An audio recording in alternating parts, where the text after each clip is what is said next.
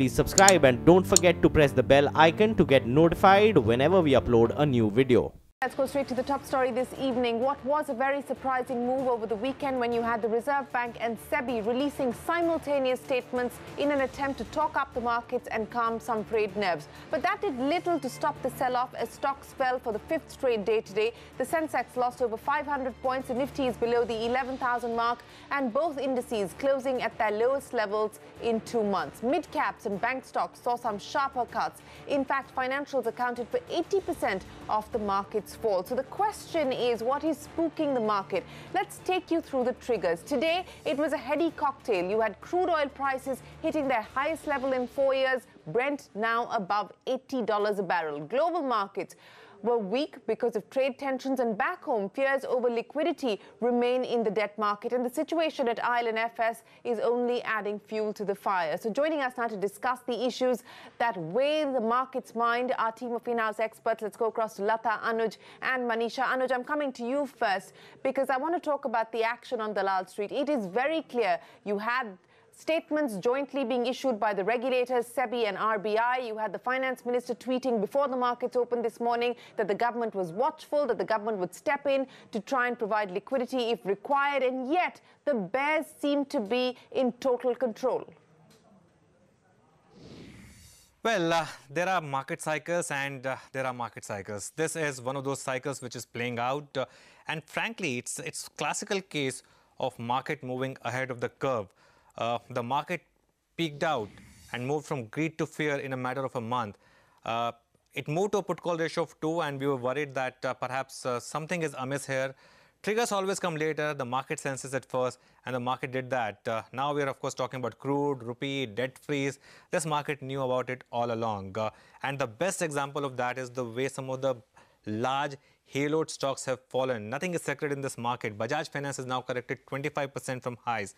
Eicher Motors, HDFC Bank are all down about 15% from the highs. Again, you know, the selling had started much before, all these problems had surfaced. A lot of these stocks had started to see selling. So the market was always a step ahead of all of us and was giving you all these indications. Now, the obvious question is, what next? Look, if you're a trader, this is a moving trade. We are in expiry week. The bears have all the momentum. 10,950 is just the last remaining support. My sense is it's a matter of when and not if it goes. 200-day moving average of 10,750 is likelihood. The market likely to panic at extreme or likely to bottom at extreme panic now. You could be looking at, say, a put-call ratio of 1 or 0.9 to 1. That's where historically it bottoms out. We're at 1.05 right now, which may coincide perhaps with this expiry, but things are looking rather weak right now. All right, things looking weak. The internals giving you the picture. Thanks, Anuj. Meanwhile, investors continue to sell NBFC stocks on fears of a liquidity crisis gripping the sector. The Bank Nifty closing with losses of 2.5%, even after Finance Minister Jaitley assured that the government would take measures to provide liquidity to NBFC. So what lies ahead for the sector? Is there more pain in store? Lata standing by now to help us understand this further. Lata, what is going on specifically within the NBFC space? What exactly seems to be broken? Well, actually, the mutual funds whom we spoke to said that there were no big redemption calls. Of course, nobody will admit even if they have. But the chatter in the community is that it's not, it was a calm market today. Trades were not there, but usually this commercial paper and bonds are not traded. They are bought and held to maturity. So it's not unusual if trades don't happen. And obviously in the current atmosphere, if at all there are sellers, they want it at a higher yield, and there aren't enough buyers at lower yields. So what has happened is that if you for NBFC companies, they can raise money only at a higher cost. For some of them, probably the debt market will not take their paper at all, and they will have to go to banks, and banks obviously will charge them more. Maybe in course of time, the NBFCs will be able to sell some of their paper at a higher yield. But what they have to be definitely prepared for is a higher cost of funds, which perhaps they cannot immediately pass on. At the moment, it's not tumultuous in the bond markets. Yes, yields have risen, because of crude and because of rupee, both crude rising and rupee falling. So yields have risen, and also because of lack of appetite for NBFC paper. So cost of money has gone up. There's otherwise no tumult. The important part is the way in which, look at the math that Credit Suisse has put out. They've pointed out that the share of non-bank sources for NBFCs over the past year has risen to 74%. So NBFCs raise only 26% of the money they need from banks. Now they have to shift because that source is drying up. MF exposure to banks itself, to NBFCs, has increased 3 times in the last 2 years. So mutual funds may also want to pull back. They've not reached any cap. The SEBI cap is 25% of total exposure. MFs are at 17% with respect to their exposure to NBFCs, but it is still higher than their exposure to other sectors. So they may curb. And that is why you are going to see a rise in the cost of money. Otherwise, there was calm in the debt markets with people coming to terms with the higher cost of money. Okay, so relatively a sense of calm there, but still, at least as far as the equity markets were concerned, NBFCs got punished once again. Earlier in the day, we spoke with SBI Chairman Rajneesh Kumar. He says the panic with respect to NBFCs is warranted. He also assured that SBI will continue to lend to NBFCs, of course, post-commercial due diligence. Listen in. We keep on watching the developments, but as of now, the NBFCs with which bank has relationship, and if there is any requirement or if they approach, then whatever we do in the normal course of our credit due diligence, and based on that, there is no problem. In fact, in yesterday's release, I have also mentioned about SBI's willingness to partner with NBFCs for co-lending model. This we have been planning for about a year now. And the concerns on NBFC because of ILFS, I think there is an extreme reaction which is totally unwarranted. So no need for panic. That's the SBI chief. Markets not paying heed to that, at least not today. But let's now talk about the other big risk. And this really is the big one from the crude markets. Manisha standing by now. Manisha, 4-year highs. We're now seeing predictions of $90 and $100 per barrel in the early part of 2019. I mean, it's not looking good for us specifically with crude at 80 plus on Brent. What's going on? Well, plenty, Shireen, and all of that has been on the very bullish fundamentals. I want to lay out quick 6 points for you, and that would tell you on why the crude oil prices are on a boil. One, of course, is the Sunday meeting, which we have been talking about today, where the OPEC and the allies, in very clear words, have said that they are not looking to increase additional output anytime soon. They would want to focus on compliance, but they do see demand on the stronger side, especially for the months of October and November. The second part really is about the Iran sanctions, and the markets have been tightening ahead of that. There are various reports now suggesting that you could see 1.2 to 2 million barrels per day being knocked off by the markets come 4th of November. So that, of course, has been very bullish. We already have seen Iran exports decline by 38% in the last 3 months itself. The third important point, of course, comes in from US, where we have seen the crude inventories decline to the lowest levels since 2015, and that has been a big support to the prices as well. The fourth, of course, is the unplanned output cuts that we have seen from OPEC countries like Venezuela, Libya, Algeria, etc. The markets had not factored that in. The other important point, of course, is that various reports that we have seen come in, whether it is from OPEC or the EIA, say that the global demand growth or the global demand number will touch 100 million barrels per day very soon. So with the kind of demand estimates we are working with and the supply concerns on the other side, the crude oil prices are headed higher. All the reports that have come in last 2 or 3 days, whether it's from JP Morgan, TD Securities, Trafigura, Mercuria, they all point out saying that $90 to $100 per barrel is what you could be expecting in the early 2019 itself. I mean, you would want to put out a case where India today perhaps said that they would want to stop imports, halt imports, and perhaps for the near term dip into their commercial inventories. But we spoke to some global experts, and they said India will not be able to do that for a very long time. They would not be able to pause. So whatever the prices are, the consuming countries will continue to import, and that's an added push for the crude oil prices to move higher from here. We're going to assess the market and where we are, and as we all know, we have achieved pretty much the objectives that we set out in 2016 to achieve. Markets are relatively balanced. Supply and demand are in line. Inventories are where we targeted them to be. And we're looking beyond the current agreement now to 2019. First of all, let me say that we are acting within the framework which has been agreed on in June, and we are within that framework. So there have been no infringements, there have been no stepping out of this by Russia or by any other country. In fact, we're at 129% conformity, so we still have not reached 100. And this is something which all sides have agreed to in June. We're all jointly as a group exerting effort to be able to achieve a balanced market, which means acting both when there is deficit and when there is surplus in order to counter those trends. Well, that's the outlook there as far as crude is concerned. $100 a barrel by 2019.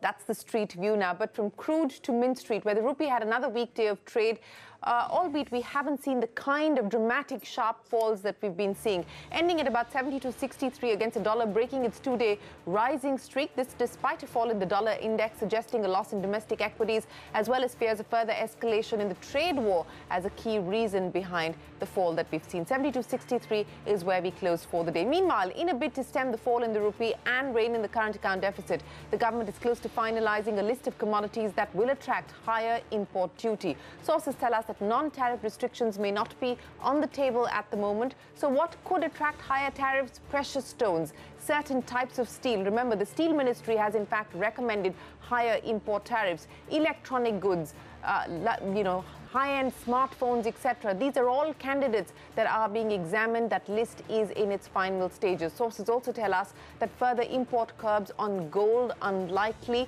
This, of course, is a contentious issue, but at this point in time, it's highly unlikely that gold will get higher curbs, but you never know. Moving on to the big international story, another set of tit-for-tat tariffs imposed by America and China on each other.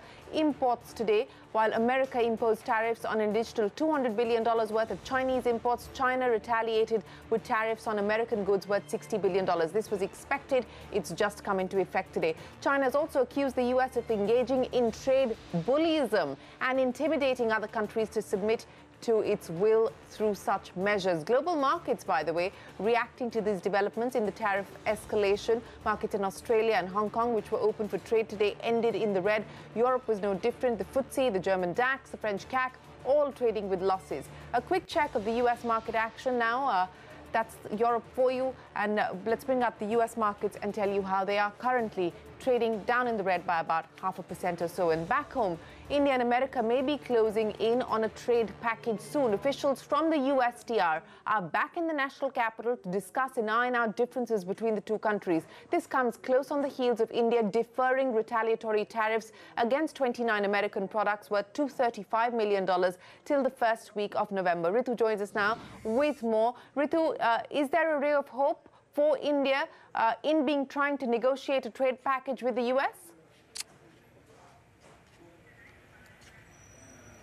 Well, this is a second meeting between Indian and US trade diplomats, and the sense that we got from some of these people who will be sitting across the table and discussing a trade package is that, that there are points on which both countries can agree and take forward the trade package. But remember that, US had imposed tariffs on steel and aluminium, and India has demanded that India should get an exemption, and hence a retaliatory tariff notification with implementation from 2nd of November that was released. So obviously that will be one point of discussion between both sides. The second point of discussion, according to sources, would be the regulatory environment related to medical devices. US has seen the discussion paper that Niti Aayog had recently released, but they are not entirely convinced that whatever Niti Aayog has proposed takes care of their concerns. Hence, this will be one more point of discussion between the trade diplomats. Last but not the least, India is also looking at extension of GSP benefits by United States. So again, this will be the third point of discussion. Net-net, they're trying to work out a trade package, and the feeling is that $20 billion or $21 billion trade deficit that US has with India may not be such a big deal as far as engaging in a full-blown trade war. Hence, the focus is on having a common package which benefits both the countries, and it remains to be seen if in this round of talks both the countries are able to sort out their differences. With that, it's back to you. All right, Ritu, appreciate you joining us. So perhaps we could see a breakthrough on the trade talks currently underway between India and the US. Remember, there is time till the 2nd of November. That's the latest deadline where India will then impose retaliatory tariffs. But news coming in, and this is a CNBC-TV18 exclusive, it has been more than a month since Indian investigating agencies sent a formal request to the UK government for extraditing Punjab National Bank scam accused Nirav Modi. But so far, the UK has sent no response on any action taken on that request. CNBC-TV18 learns from sources that investigating officers are now worried that Nirav Modi may not be in the UK at all. He may, in fact, have moved to another European country. Let's go across to Parikshit for more. So, Parikshit, the dead end with respect to Nirav Modi and his whereabouts continues.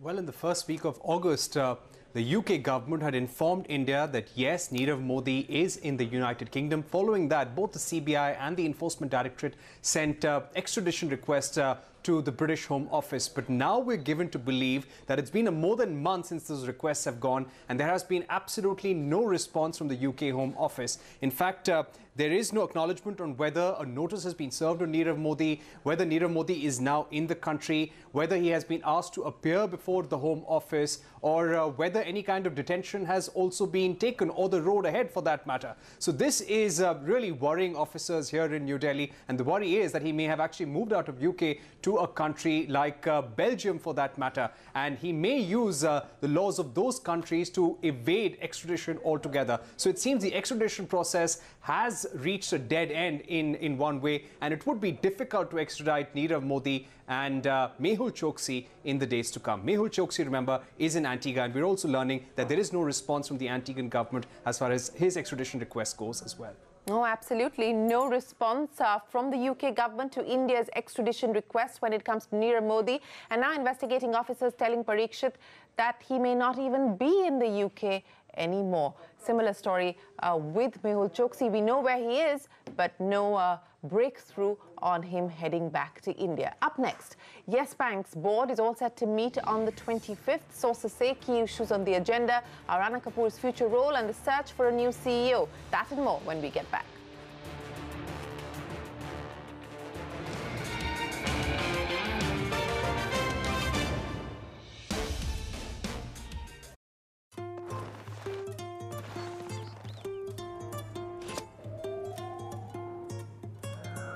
We shape intelligent solutions for buildings. We shape the future with safe and efficient energy solutions. We shape a connected world of expanding possibilities with our devices and architecture. We shape a better world through our technology for people and the planet. Toshiba. बचपन से मेरा एक सपना था, घर में एक यादों की दीवार हो। मैं कौन हूँ और आई मैं कहाँ से? किन-किन राहों से गुजरी हूँ? दीवारें नहीं, यादें हैं। कुछ नए-नए से रंगों में मेरा नया-नया अंदाज भी हो, और हो एक कोना ऐसा जो ख्वाबों की खातिर खाली हो। पेश है Burgess silk glamour crystal reflective technology के साथ। दीवारें नहीं, यादें हैं। Avas Financiers Limited, a retail affordable housing finance company serving semi-urban and rural areas in India, with the second highest growth rate of assets under management in its category for the last 3 financial years, now enters the capital market with an initial public offering of equity shares of face value of 10 rupees each for cash at a premium. The 100% book building issue being offered in a price band of 818 to 821 rupees opens 25th September, closes 27th September 2018. For risk factors and more details, refer to Red Herring Prospectus dated 12th September 2018. Hi. Why do we love the world? Whoa, that's a very philosophical question. The world is an adventure. Ich liebe die Welt, weil sie mich verändert. It allows you to kind of see yourself from a different perspective. There's so much beauty in the world. One lifetime is not enough to see it all.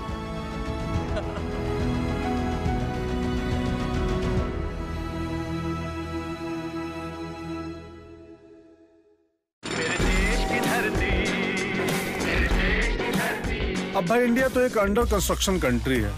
ये तो रोज बनेगी, तो रोज धूल भी उड़ेगी।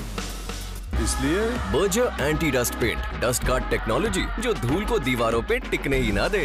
धूल आए पर घर पे ना टिक पाए। Berger anti dust paint. National Insurance introduces the National Critical Illness Policy, a unique health insurance policy which pays the entire amount of insurance in lump sum on diagnosis of any of the 37 specified critical illnesses under Plan A or Plan B, irrespective of cost of treatment. National Critical Illness Policy, National Insurance, trusted since 1906. रेखा दी थोड़ी रेखा दी नहा रही है, पर मैं हूँ ना हल्दी हल्दी। जिन दागों को आप नजरअंदाज करते हैं, दूसरों को सबसे पहले वही नजर आते हैं। इसलिए Berger easy clean paint, no दाग, नो धब्बा, only beautiful walls.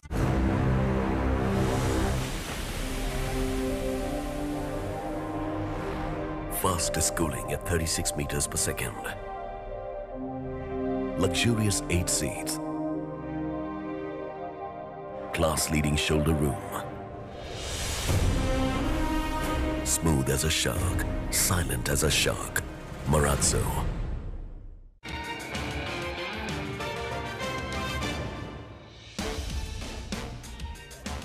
You're watching What's Hot. The hunt for a new CEO will be the top focus at the Yes Bank board meeting tomorrow. This after the Reserve Bank curtailed the tenure of Yes Bank's current MD and CEO Rana Kapoor to the 31st of January 2019. Ritu joins us now for more details. Ritu, A, who are the possible candidates that could be replacing Rana Kapoor post the 31st of January? And B, what about Rana Kapoor's future with Yes Bank in a different capacity as a director? Well, first on the succession plan, yes, this is on top of the agenda to appoint an independent search committee that will come up with suggestions for candidates that could replace Rana Kapoor. These will then be sent to RBI for their final approval. There's a lot of talks about internal candidates that could be looked at, and Rajat Monga, who's been with the bank since its inception, is now a senior vice president as well. He is one of the strongest contenders, as is Pralay Mondal, who's currently heading the retail business. Also, Padmanabhan Kumar, who's the chief operating officer of the bank. But that aside, the bigger issue is that after the 2015 Bombay High Court judgment, both Madhu Kapoor and Rana Kapoor have been given rights to jointly nominate a CEO candidate if the need arises. So whether or not either of the party or both of them choose to exercise that right, and what will that mean? Will they even come to a consensus given that they are warring promoters? That remains to be seen on one hand. The other part, and the more important one rather, is what will be the role of Rana Kapoor once he steps down as MD and CEO in January of next year. Well, he does maintain a board position. He is the promoter of the bank, but legal opinion is that he is a whole-time director of the bank by virtue of being the MD and CEO, and by relinquishing that position, he also gives up his position as a whole-time director. And the Banking Regulation Act is amply clear on this, that if a person is removed as a whole-time director, he ceases to be a director on the board of that company. But this conflicts with the Articles of Association of Yes Bank that say that as an Indian partner, director on the Yes Bank board, Rana Kapoor is not liable to retire by rotation. So which of the two acts prevail, what the board decides to do in this matter? There's also a school of thought that thinks, this matter could well end up in the courtroom. So all of that remains to be seen, but tomorrow is an important day to watch out for. It certainly will be an important day. Ritu, thanks very much. From banking to aviation, we told you first on the 12th of August that cash-strapped Jet Airways was looking to sell a stake in Jet Privilege, the frequent flyer loyalty program subsidiary, in a bid to shore up funds. Now we learn that TPG Capital and Blackstone have already submitted their financial bids. Kritika, who broke that, joins us now with the details. Kritika, what's on the table for Jet Airways? Well, Shireen, remember Jet Privilege, which is, as you said, the loyalty program for Jet Airways, has 49% held by Jet Airways, remaining is Etihad. So players have been vying for that 49%. TPG, Capital and Blackstone have submitted financial bids. Jet Airways will be accepting bids till the 5th of October. But to help you understand the valuation here, we understand that the valuation so far of the bids that have come in is between $350 to $400 million for that 49% stake. Now, Just to put the valuation into perspective, a global consulting major, brand consulting major had submitted a global report that judged the brand value of loyalty programs and had ranked Jet Privilege 31 and at a valuation of $1.13 billion. So based on that and based on the valuation done by Jet Airways investment bankers, Jet Airways was expecting at least $500 million. So this is significantly lesser than that, at the lower end specifically at $350 million. But yes, we do understand that till October 5th, they will be accepting financial bids. We learned that Indigo Capital Partners and Singapore's GIC will also be submitting bids later this week. We haven't seen any clarity coming from the foreign airlines that were perhaps looking at investing. They had sent an expression of interest earlier as well, as we had reported. This included Air France, KLM and Delta. So let's wait and watch out to see if financial bids come in. But till the end of October is the timeline that Jet Airways has set to be able to bring in equity infusion into the company.